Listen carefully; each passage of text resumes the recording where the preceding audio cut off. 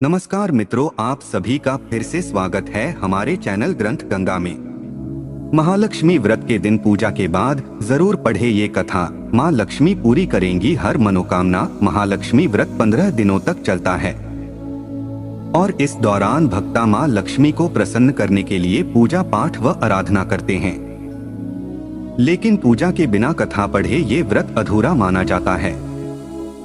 22 सितंबर को दोपहर 1 बजे से भाद्रपद माह के शुक्ल पक्ष की अष्टमी तिथि शुरू हो चुकी है और इस दिन महालक्ष्मी व्रत रखा जाता है। यह व्रत महिलाएं अपने घर की सुख समृद्धि, शांति और खुशहाली के लिए रखती हैं।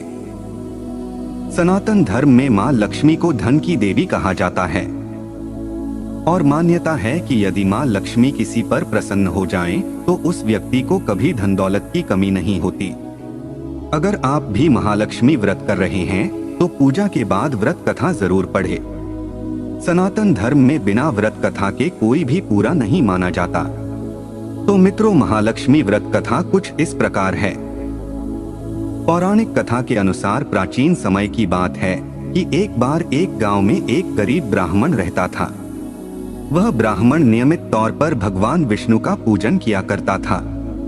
एक दिन उसकी पूजा से प्रसन्न होकर भगवान विष्णु ने उसे दर्शन दिए और उससे अपनी मनोकामना मांगने को कहा।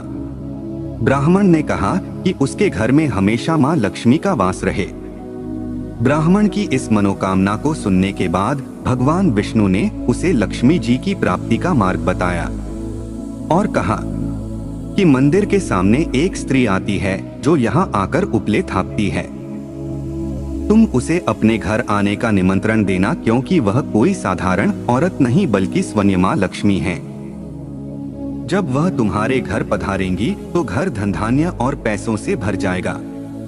यह कहकर विष्णु जी अपने धाम को चले गए। इसके बाद अगले दिन सुबह ब्राह्मण 4 बजे उठकर मंदिर के सामने बैठ गया। जैसे ही मां लक्ष्मी वहां आई तो उसने उनको घर आने का निमंत्रण दे दिया। मां लक्ष्मी समझ गईं कि यह सब भगवान विष्णु ने किया है।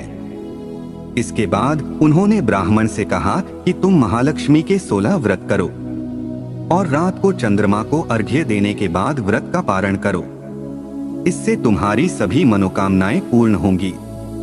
ब्राह्मण ने मां लक्ष्मी द्वारा बताई गई विधि के अनुसार व्रत किया और 16वें व्रत के दिन देवी को उत्तर दिशा की ओर मुंह करके पुकारा।